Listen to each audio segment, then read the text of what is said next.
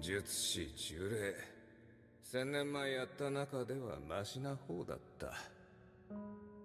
誇れ。お前は強い。 Sukuna is one of the greatest role models when it comes to growth in anime, with him also being one of the greatest depictions of what it means to be the strongest.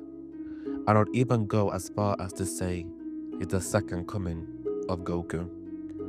For one specific reason, he's one of the few strongest characters who is not burdened by the title of being the strongest, because he understands something that most other strongest characters miss. This is Blessed Visions, and today we're talking about Sukuna, but as a mentality to understand. Sukuna is compelling because he earnestly shows the mindset required to become the strongest and to stay there.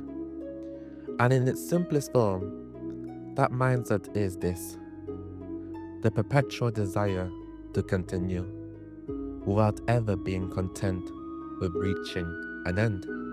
And that idea comes long before anime. In the myth of Sisyphus, Sisyphus is condemned to roll a boulder up a hill, only for it to fall back down every time he nears the top. The irony is that the task is impossible. There is no completion. And yet, Sisyphus continues to push anyways. Sukuna lives by that same principle. Throughout his life, he continued to push the boundaries of sorcery, mastering binding vows, curse techniques, reversed curse technique, domain amplification, and becoming the only sorcerer to ever wield an open domain. Not because he needed recognition, not because he was chasing an end, but because the pursuit itself was the point. This video isn't about being the strongest in a fictional sense. It's about what Sukuna represents as a placeholder for the desire to be great, to be the best in your field. Whatever that looks like for you. You might want to go pro in entertainment, acting, singing, or sports. You might want to build a successful business, or you might want to become a full-time content creator.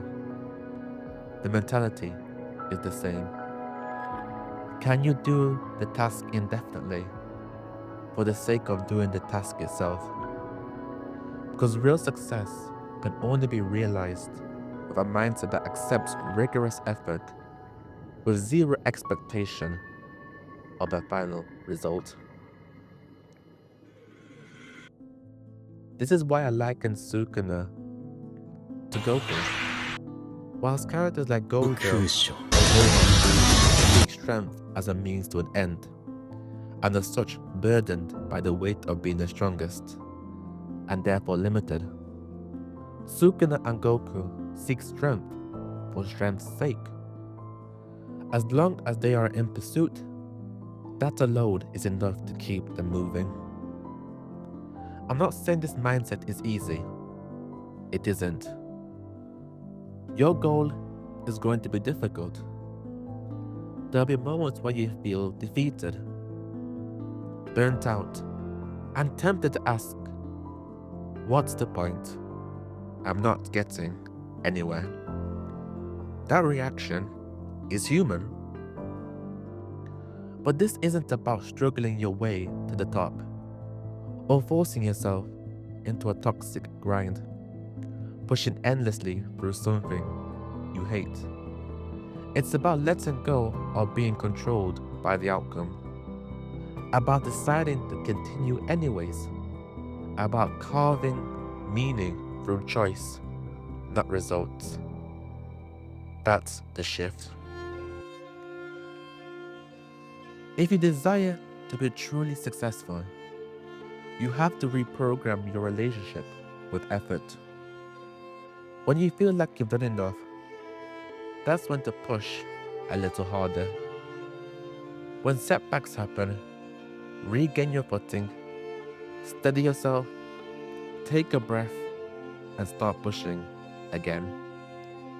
When a task starts to feel repetitive and mundane, don't be afraid to pause, to smile, to look back at how far you've come, then look up again and see how much further there is to go.